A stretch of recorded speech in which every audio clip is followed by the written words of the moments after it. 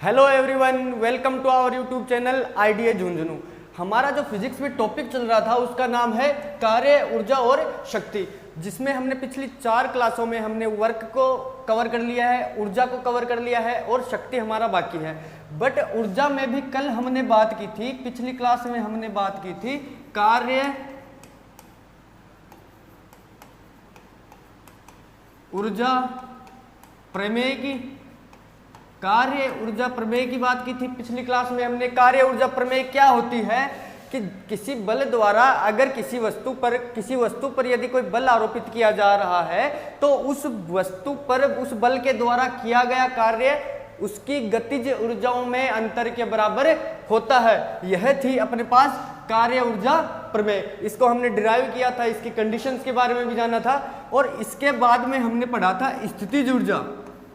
स्थितिज ऊर्जा, potential energy. स्थितिज ऊर्जा के बारे में हमने जाना था कि किसी वस्तु की स्थिति के कारण जो उसमें ऊर्जा निहित होती है उसे स्थितिज ऊर्जा कहते हैं। यह हमने 3 प्रकार की बताई थी। एक बताई थी विद्युत स्थितिज ऊर्जा,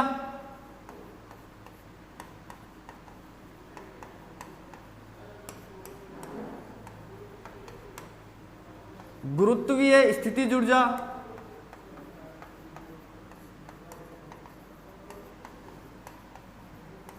और जो तीसरी बताई थी हमने वो बताई थी प्रत्यास्थ स्थितिज ऊर्जा।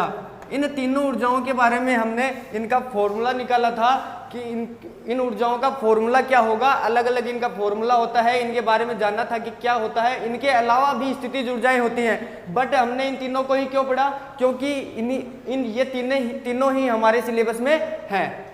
ठीक है, तो यहां तक बात हो चुकी थी कि प्रत्यास्थ स्थितिज ऊर्जा होती है। स्थितिज ऊर्जा के प्रकार के बारे में हमने बात कर लिया था। आज हम बात करेंगे एनर्जी के कंजर्वेशन के बारे में।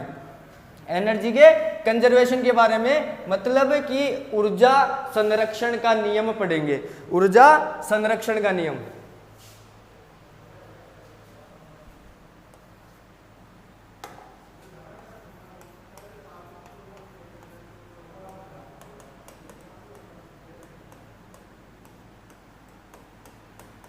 ऊर्जा संरक्षण का नियम क्या बोलता है, इसका स्टेटमेंट क्या होता है। ऊर्जा संरक्षण के नियम का स्टेटमेंट होता क्या है। ऊर्जा संरक्षण का नियम हमें यह बताता है कि हमारे पूरे ब्रह्मांड में जितनी ऊर्जा है वह कांस्टेंट रहती है।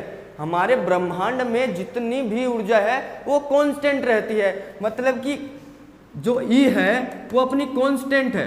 ई है वो क्या है, कांस्टेंट है। और ई को मैं क्या बोल रहा हूँ, ई टोटल बोल रहा हूँ। ब्रह्मांड की जो टोटल एनर्जी है वो कांस्टेंट रहती है, परंतु इस एनर्जी कांस्टेंट रहती है, इसका एक रूप से दूसरे रूप में रूपांतरण संभव है। एक रूप से दूसरे रूप में रूपांतरण संभव है। यानी कि ऊर्जा संरक्षण का नियम क्या बोलता है हमें कि ऊर्जा को, पूरे ब्रह्मांड में जितनी भी ऊर्जा है, ऊर्जा को ना तो नष्ट किया जा सकता है, ना ही उत्पन्न किया जा सकता है, पैदा किया जा सकता है। बस ऊर्जा को एक रूप से दूसरे रूप में ट्रांसफर किया जा सकता है, कन्वर्ट किया जा सकता है। और ऊर्जा के एक रूप से दूसरे रूप में जब रूपांतरण होता है उसी के द्वारा कार्य किया जाता है। तो इस प्रकार से देखते हैं हम ऊर्जा संरक्षण का नियम। तो हम सबसे पहले इसकी स्टेटमेंट की बात करते हैं। ब्रह्मांड में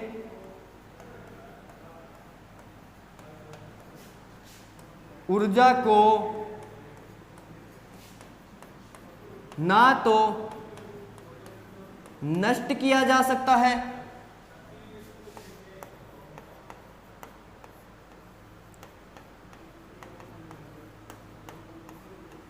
और ना ही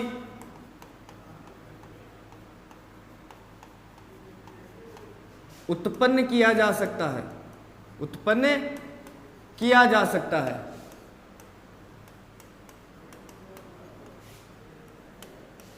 ऊर्जा को केवल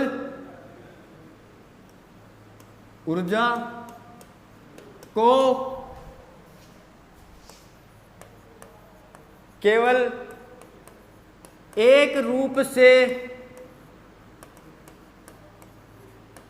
दूसरे रूप में परिवर्तित किया जा सकता है, परिवर्तित किया जा सकता है।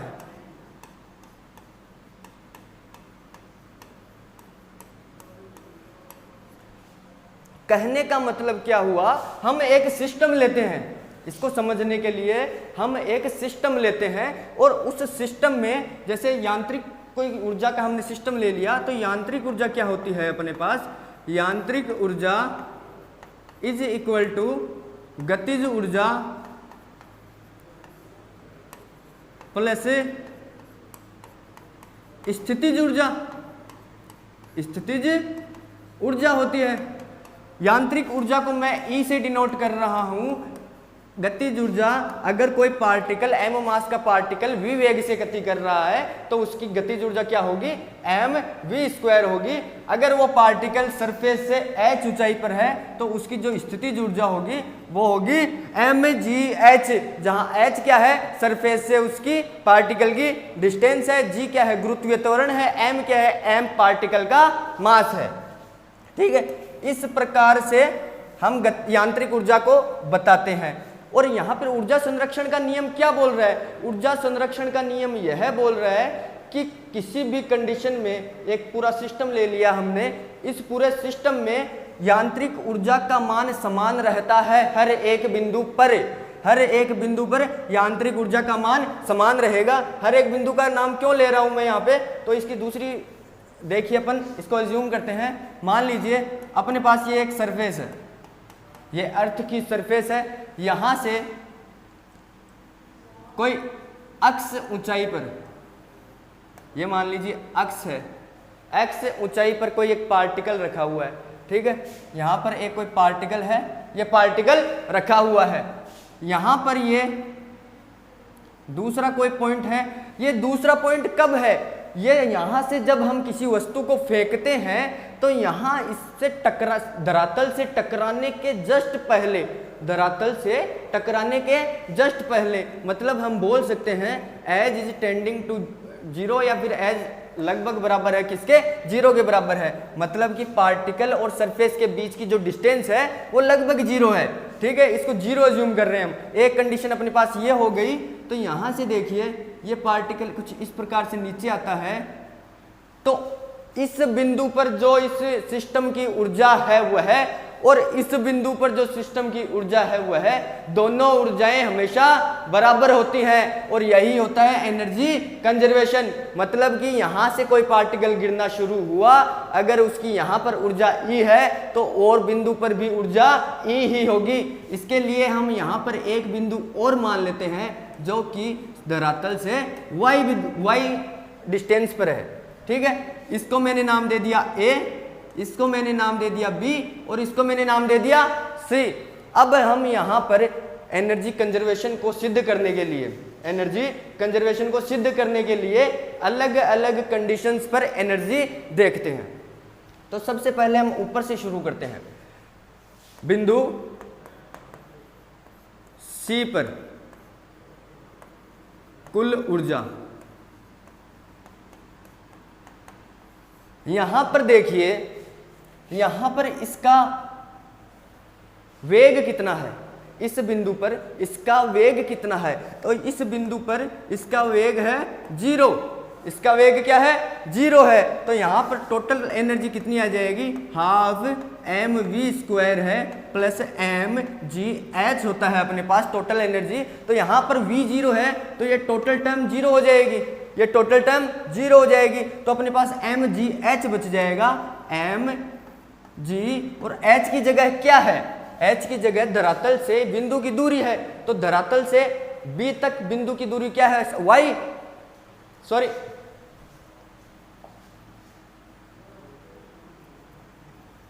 यहां से यहां तक x मान लीजिए। अगर आप मानना चाहें तो इसको भी कुछ मान सकते हैं, z मान सकते हैं, पर यहां पर हम इसका यूज नहीं कर रहे हैं। ठीक है, यहां से यहां तक की जो डिस्टेंस है, जो डिस्प्लेसमेंट है, उसको मैंने x माना है, और यहां से यहां तक का जो डिस्प्लेसमेंट है इस कण का, उसको मैंने y माना है। तो यहां से देखिए h कितना हुआ, h कितना हुआ, h यहां से लेके यहां तक की जो टोटल डिस्टेंस है उसको h बोला जाएगा। तो यहां से बी तक क्या हुआ, सी से बी तक x हुआ और बी से ए तक क्या हुआ, y हुआ। तो टोटल डिस्टेंस क्या आ गई अपने पास, x प्लस y। इसको ओपन कर दीजिए, mgx प्लस mgy, ये क्या आ गई, बिंदु ए पर अपने पास टोटल एनर्जी आ गई। बिंदु ए पर अपने पास क्या आ गई, टोटल एनर्जी आ गई, क्योंकि यहां पर वेग 0 है इसलिए काइनेटिक एनर्जी 0 हो जाएगी। ठीक है, इसके बाद हम बात करते हैं बिंदु ए पर। बिंदु ए पर कुल ऊर्जा,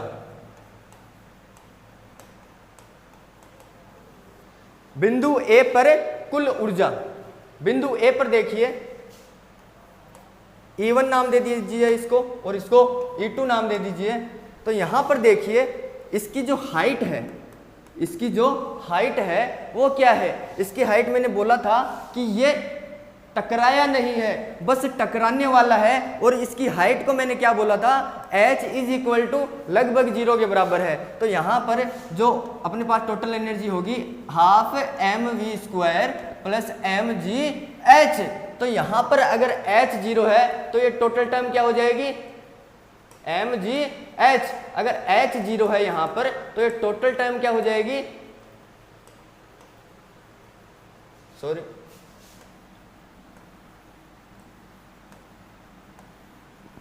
ये टोटल टर्म क्या हो जाएगी, 0 हो जाएगी। और यहाँ पर अपने पास टोटल एनर्जी किसके बराबर हो जाएगी, जो वस्तु है या पिंड है उसकी काइनेटिक एनर्जी के बराबर टोटल एनर्जी हो जाएगी। अब अपन को यहाँ से देखते हैं कि v की वैल्यू कहीं नहीं दे रखी है, अपने को v की वैल्यू कहीं नहीं दे रखी है। पर हम जानते हैं कि न्यूटन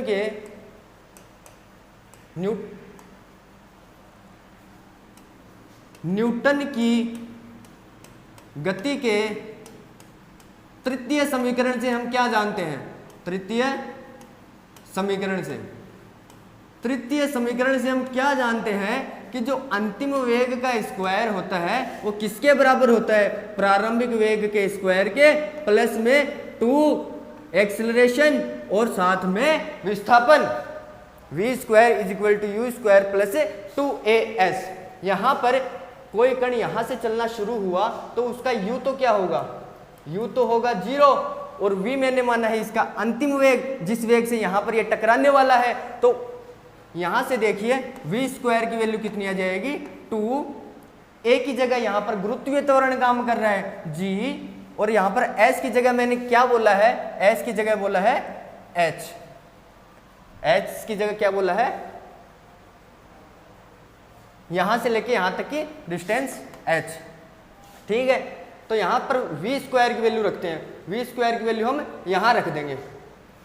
तो E2 क्या आ जाएगा अपने पास, हाफ m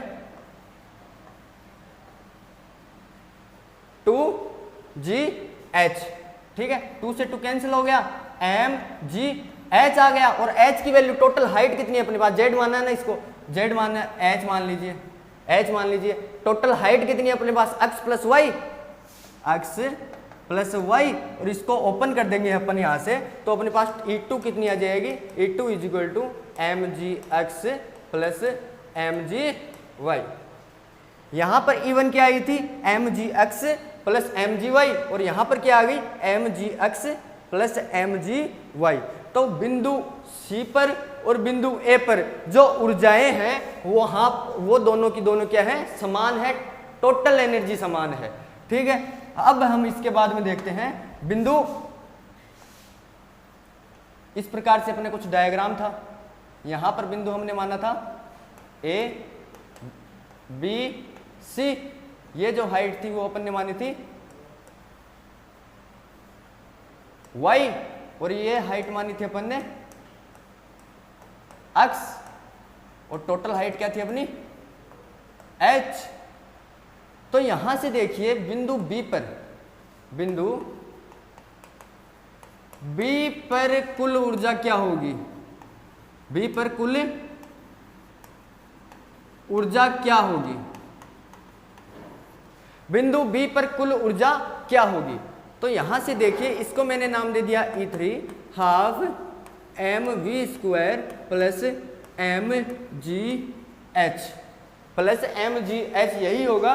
तो तो यहाँ से देखिए h की वैल्यू क्या होगी, h की वैल्यू क्या होगी, h का वैल्यू क्या होती है, बिंदु, जिस बिंदु पर कोई कण मौजूद है वो और धरातल के बीच की दूरी, बिंदु और धरातल के बीच की दूरी। तो यहाँ पर h की वैल्यू क्या हो गई, y हो गई, h की वैल्यू क्या हो गई, y हो गई, हाफ mv², h की वैल्यू क्या है, y है, यही होगा h की वैल्यू।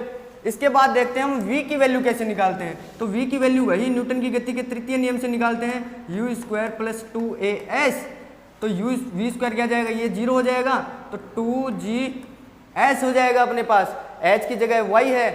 तो यहाँ से देखिए आप, हाफ m 2g, s की जगह देखिए विस्थापन क्या हो रहा है, विस्थापन क्या हो रहा है, कोई पार्टिकल बिंदु C से B पर आ रहा है, बिंदु C से B पर आ रहा है, तो विस्थापन कितना कर रहा है, विस्थापन कर रहा है, अक्ष विस्थापन कर रहा है, प्लस में mg, h की वैल्यू y है, तो y आ गई अपने पास, 2 से 2 कैंसिल हो गए, तो अपने पास फाइनल रिजल्ट क्या आ गया, mgx प्लस mgy, जो E3 की वैल्यू है। अपने पास जो फाइनल जो रिजल्ट आया वो क्या आया, E1 is equal to E2 is equal to E3। यहाँ पर मोस्ट इंपोर्टेंट कंडीशन है कि यहाँ पर कोई घर्षण बल कार्य नहीं कर रहा है, घर्षण बल 0 है, घर्षण बल 0 है। घर्षण बल की अनुपस्थिति में यह ऊर्जा संरक्षण के नियम को सिद्ध करता है। ठीक है, अब मान लीजिए अगर घर्षण बल हो तो कौन सी कंडीशन बनेगी। यहां से देखिए, यहां से कोई पार्टिकल चलना शुरू करता है, h डिस्टेंस से कोई पार्टिकल चलना शुरू करता है और वो कुछ इस तरफ आ रहा है। अगर यहां पर घर्षण बल है, अगर यहां पर घर्षण बल है तो क्या होगा, तो यहां पर जो काइनेटिक एनर्जी होगी, गेन इन काइनेटिक एनर्जी, मतलब कि गेन इन काइनेटिक एनर्जी वो छोटी होगी किससे, जो पोटेंशियल एनर्जी होगी उसमें डिक्रीज होगा ना, पोटेंशियल एनर्जी, पोटेंशियल एनर्जी में डिक्रीज के छोटी होगी। कैसे छोटी होगी कि मतलब कोई पार्टिकल यहां से रेस्ट से चलना शुरू कर रहा है, यहाँ पर इसका u इज इक्वल टू प्रारंभिक वेग है वो 0 है, ये धीरे धीरे धीरे धीरे अपनी गति बढ़ा रहा है। गति बढ़ा रहा है मतलब काइनेटिक एनर्जी बढ़ा रहा है, काइनेटिक एनर्जी बढ़ा रहा है। तो जैसे जैसे काइनेटिक एनर्जी बढ़ेगी वैसे वैसे पोटेंशियल एनर्जी घटेगी, तभी तो एनर्जी कंजर्वेशन का रूल काम में लिया जाएगा, तभी तो एनर्जी कंजर्वेशन होगा। तो यहाँ से देखिए, जैसे जैसे काइनेटिक एनर्जी बढ़ेगी वैसे वैसे ही पोटेंशियल एनर्जी बढ़ेगी, घटेगी, पोटेंशियल एनर्जी घटेगी। बट पोटेंशियल जो अपना काइनेटिक एनर्जी है, काइनेटिक एनर्जी में जितना ज़्यादा बढ़ाव होगा, मतलब कि वो इंक्रीज होगी, वो कम होगा किससे, जितनी पोटेंशियल एनर्जी कम होगी। ये यहाँ पर जो बची हुई एनर्जी है वो कहाँ गई, वो घर्षण बल को नियंत्रित करने के काम में आ गई। घर्षण बल भी तो लग रहा है इस तरफ, जैसे इस तरफ आ रहा है तो घर्षण बल इस तरफ लग रहा है, तो बची हुई जो अपने पास एनर्जी हो गई वो घर्षण बल को नियंत्रित करने में काम में आ गई है। तो इस प्रकार से कोई घर्षण बल हो, क्वेश्चन बन सकता है कि अगर घर्षण बल की उपस्थिति में एनर्जी काइनेटिक एनर्जी और पोटेंशियल एनर्जी में संबंध बताइए, तो आप यहां से बताएंगे कि gain in kinetic energy is less than decrease in potential energy. इस प्रकार से हमें बताते हैं। तो ये हुआ अपना एनर्जी कंजर्वेशन।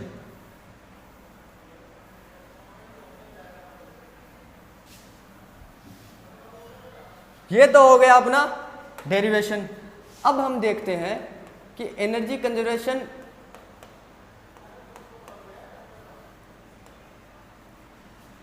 टोटल यांत्रिक ऊर्जा, kinetic energy plus potential energy is equal to total energy होता है अपने पास। ठीक है, तो यहां पर टोटल एनर्जी कंजर्वेशन में होता क्या है कि हम जितना पोटेंशियल एनर्जी में डिक्रीज बढ़ाएंगे या फिर घटाएंगे, अगर हमने इसको जैसे डेल्टा के मान लिया प्लस डेल्टा यू मान लिया, तो यहाँ पर जो इन दोनों का अंतर होगा वो क्या होगा, 0 होगा। इन दोनों का अंतर क्या होगा, इन दोनों को अगर जोड़ दें तो 0 आएगा। गतिज ऊर्जा में परिवर्तन प्लस स्थितिज ऊर्जा में परिवर्तन इज इक्वल टू 0 के बराबर होगा। मतलब डेल्टा के इज इक्वल टू माइनस का डेल्टा यू। मतलब कि गतिज ऊर्जा में जितनी गतिज ऊर्जा बढ़ेगी उतनी ही स्थितिज ऊर्जा घटेगी। गतिज ऊर्जा बढ़ना और स्थितिज ऊर्जा का घटना एक साथ होगा और दोनों की दोनों बराबर होंगी। जितनी गतिज ऊर्जा बढ़ेगी उतनी ही स्थितिज ऊर्जा घटेगी। यही होता है अपना एनर्जी कंजर्वेशन, ऊर्जा संरक्षण का नियम। इस प्रकार से हम देखते हैं कि ऊर्जा संरक्षण का नियम क्या होता है। अब हमने ऊर्जा में क्या क्या पढ़ लिया है। ऊर्जा में हमने पढ़ा, ऊर्जा के बारे में पढ़ा, कितनी प्रकार की होती हैं, और फिर हमने पढ़ा कि यांत्रिक ऊर्जा क्या होती है, यांत्रिक ऊर्जा के प्रकार देखे, गतिज ऊर्जा देखी, गतिज ऊर्जा को डिटेल में देखा, उस पर कैसे कैसे क्वेश्चन कर सकता है एग्जामिनर। और फिर हमने कार्य ऊर्जा प्रमेय को देखा कि कार्य ऊर्जा प्रमेय से अपने पास कैसे सवाल बन सकते हैं। फिर उसके बाद हमने देखा स्थितिज ऊर्जा और आज हमने देखा ऊर्जा संरक्षण का नियम। अब हम बात करते हैं पावर की, जो अपना हेडिंग थी work, energy and power. Work अपना कंप्लीट हो चुका है, एनर्जी अपना कंप्लीट हो चुका है, अब बचता है अपने पास पावर। अब हम बात करते हैं पावर की, शक्ति की।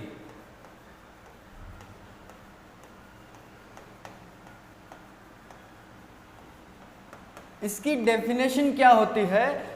किसी भी वस्तु के कार्य करने की दर को ही उसकी शक्ति अथवा सामर्थ्य या फिर पावर कहा जाता है। कोई वस्तु प्रति सेकंड कितना काम कर सकती है, सिंपल सी लैंग्वेज में बताना चाहूँ मैं कि पावर क्या होती है।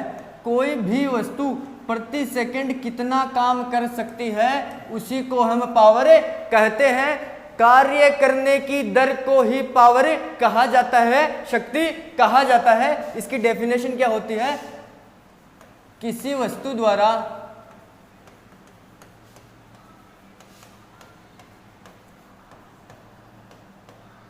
कार्य करने की दर को उस वस्तु की सामर्थ्य या शक्ति कहा जाता है, कहा जाता है।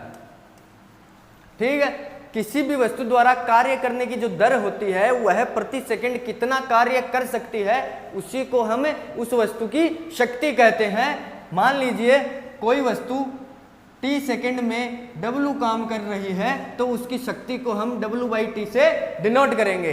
ठीक है, ये होती है अपने पास शक्ति की डेफिनेशन। बिल्कुल छोटा सा टॉपिक है ये तो इसलिए करवाया जाता है क्योंकि इससे कई बार क्वेश्चंस पूछ लिए जाते हैं, इसलिए हमको ये पढ़ना जरूरी होता है। इसकी डिटेल में जाने की ज़्यादा ज़रूरत नहीं है, सीधे सीधे सिंपल से फॉर्मूले अपने को देखने हैं, फॉर्मूले अप्लाई करेंगे और उससे सीधा सीधा शक्ति का मान आ जाएगा।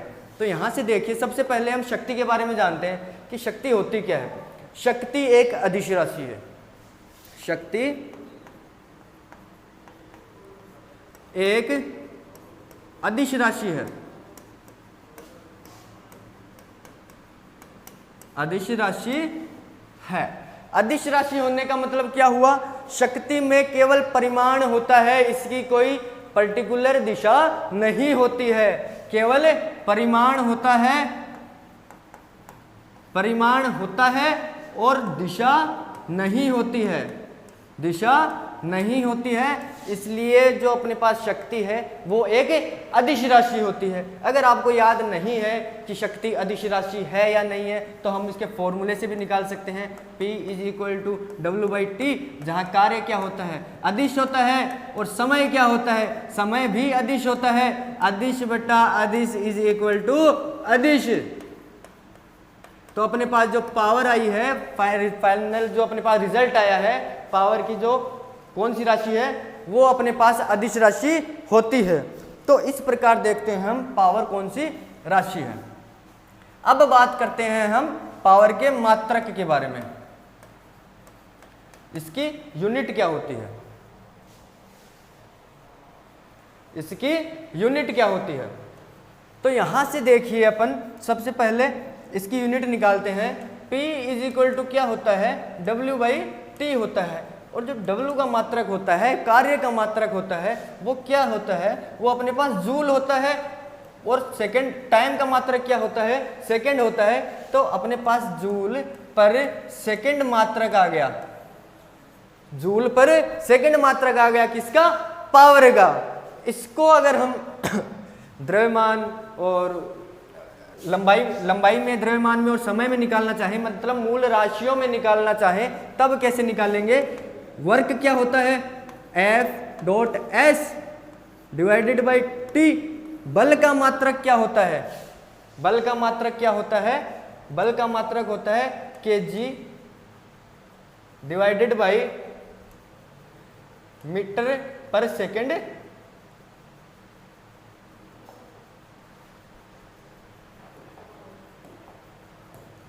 kg इंटू मीटर पर सेकेंड स्क्वायर। ये तो हो गया अपना बल का मात्रक। और साथ में क्या है, ये डिस्टेंस है, तो यहां पर आ गया m। और बट्टा में क्या है, समय है, समय का मात्रक हो गया अपने पास सेकंड। इन सारी चीजों को अगर कंबाइन करके लिखते हैं, kg इंटू मीटर क्या हो गया, मीटर स्क्वायर हो गया। और ये सेकंड स्क्वायर है, इसके नीचे एक है, इसको ऊपर नीचे करेंगे तो क्या होगा, सेकंड स्क्वायर और सेकंड गुणा होकर क्या बन जाएंगे, सेकंड क्यूब बन जाएंगे। तो kg इंटू मीटर स्क्वायर पर second square, second cube.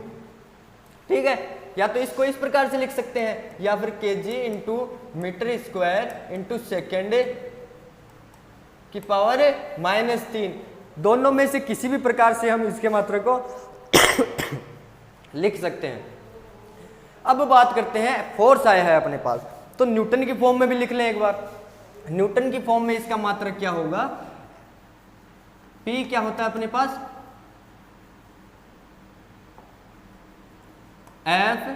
F/S/T। Force का जो मात्रक होता है वो क्या होता है, न्यूटन। जो अपने पास S एक डिस्टेंस है, दूरी है, दूरी का मात्रक क्या होता है, मीटर। और टाइम का मात्रक क्या होता है, सेकंड। तो यहां से newton into metre, newton into metre पर सेकंड जो अपने पास मात्रक आ जाता है, वो मात्रक भी शक्ति का ही मात्रक होता है। इसके अलावा और डेफिनेट मात्रक भी होते हैं। ये तो हमें ऐसा ही में मात्रक, और डेफिनेट मात्रक भी होता है जिसको हम वाट बोलते हैं, जिसको हम वाट बोलते हैं। तो डेफिनेट मात्रक की बात करते हैं, डेफिनेट यूनिट की बात करते हैं। तो इसका जो डेफिनेट यूनिट होता है उसको हम बोलते हैं वाट, या फिर हिंदी में बोले तो वाट। ठीक है, वाट बोला जाता है। और एक और मात्रक होता है horse power, horse power. Horse power भी इसका एक मात्रक होता है। और एक हॉर्स पावर क्या होता है, एक horse power is equal to 746 watt. ये आपको कई बार छोटी मोटी एग्जाम में पूछ लिया जाता है कि एक force power is equal to क्या होता है, 746 वोट होता है अपने पास। तो इस प्रकार से देखते हैं हम शक्ति के मात्रकों को। अब बात करते हैं हम शक्ति की विमा के बारे में, शक्ति की विमा के बारे में। तो शक्ति का जो अपने पास फॉर्मूला था वो क्या था, F/S/T, F/S/T। तो F की जो विमा होती है वो अपने पास क्या होती है, m1 L1 T-2। मैंने बोला था आपको F की विमा हमेशा आपको याद रखनी है। अगर आपको कोई नींद में उठाकर भी पूछ ले कि F की विमा क्या होती है, तो F की विमा आपके पास यही आनी चाहिए। ठीक है, ये कुछ ऐसी विमाएं होती है जिनको बारी बारी से निकालने की जरूरत ना पड़े, क्योंकि ये हर जगह यूज होती है। तो अगर डायरेक्ट आपको याद है, डायरेक्ट आपने रट ली है, तो बहुत अच्छा होगा, आपका टाइम बच जाएगा। और S की विमा क्या होती है, S एक लेंथ है, तो m0 L1 T0, क्योंकि लेंथ में ना तो मास होता है ना टाइम होता है, इसलिए ये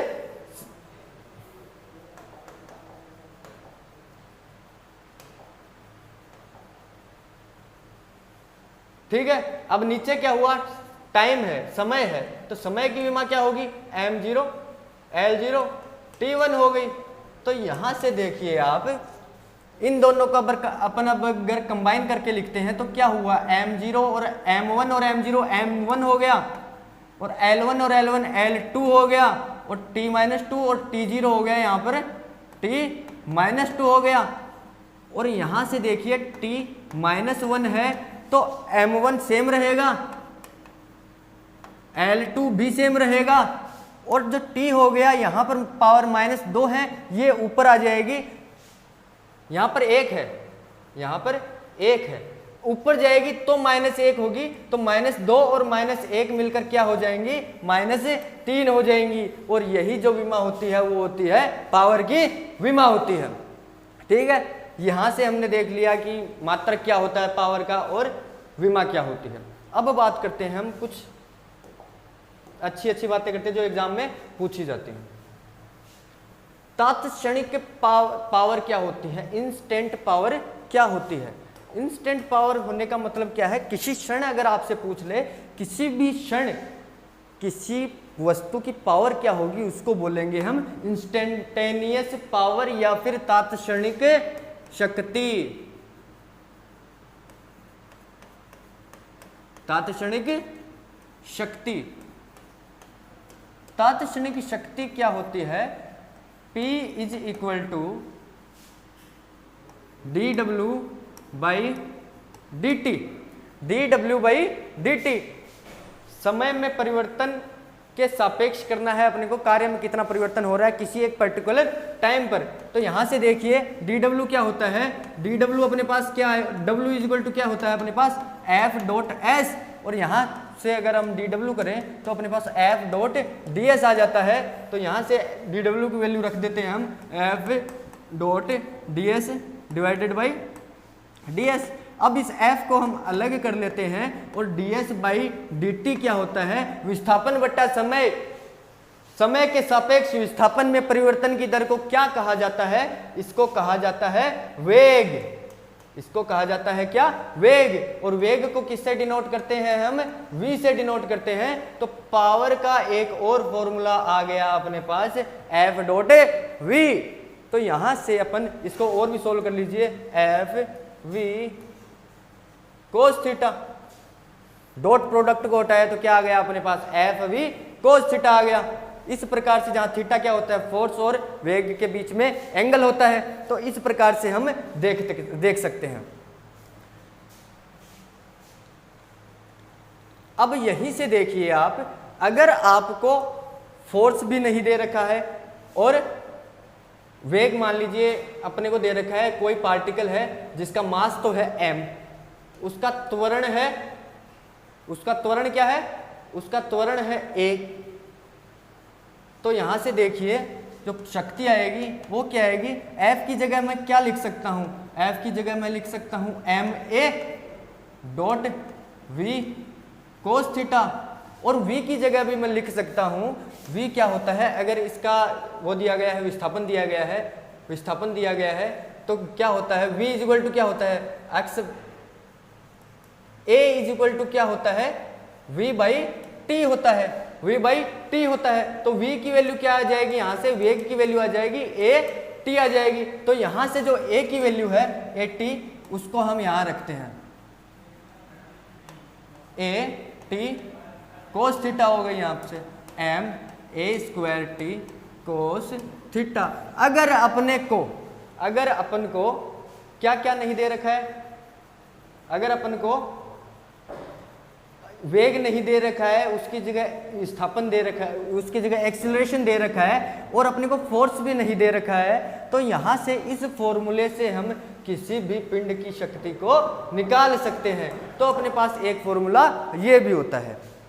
ठीक है, तो अब हम इसके बाद बात करते हैं।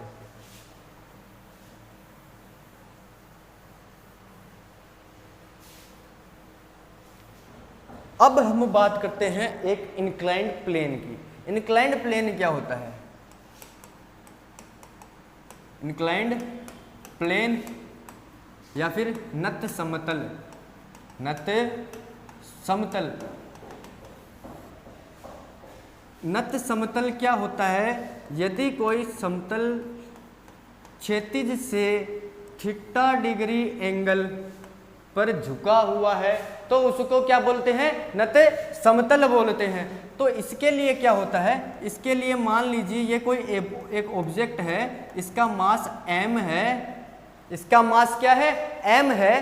तो यहाँ से अगर इस पर कोई घर्षण बल कार्य नहीं कर रहा है, घर्षण बल कार्य नहीं कर रहा है, दो कंडीशन लेंगे हम इसमें, एक तो जब घर्षण बल कार्य कर रहा है और एक वो जब घर्षण बल कार्य नहीं कर रहा है। तो सबसे पहले हम देखते हैं कि जब घर्षण बल कार्य नहीं कर रहा है तो यहाँ से देखिए इस पर इसकी स्थिति के कारण नीचे की तरफ जो फोर्स लगेगा उसको क्या बोलेंगे, mg फोर्स बोलेंगे। जो गुरुत्वाकर्षण का बल लगेगा वो नीचे की तरफ लगेगा जिसको mg बोलेंगे। और जब हम इस mg फोर्स को घटकों में तोड़ेंगे तो इसके दो घटक होंगे, तो इसके दो घटक होंगे। एक घटक होगा जो इंक्लाइंड प्लेन के क्षैतिज दिशा में होगा और जो दूसरा घटक होगा वो इंक्लाइंड प्लेन के ऊर्ध्वाधर दिशा में होगा। जहां से ये देख सकते हैं आप, ये इंक्लाइंड प्लेन की ऊर्ध्वाधर दिशा में हो गया और ये इंक्लाइंड प्लेन की क्षैतिज दिशा में हो गया। जो क्षैतिज दिशा में होता है उसको बोलते हैं mg sin थीटा। मैं यहाँ पर आपको पूरा सोल्व करके नहीं बता रहा हूँ क्योंकि घटकों में तोड़ना मैंने आपको बताया हुआ है कि कैसे किसी भी बल को घटकों में तोड़ा जाता है। तो और यहाँ से ये चीज आ जाएगी mg cos थीटा, ठीक है।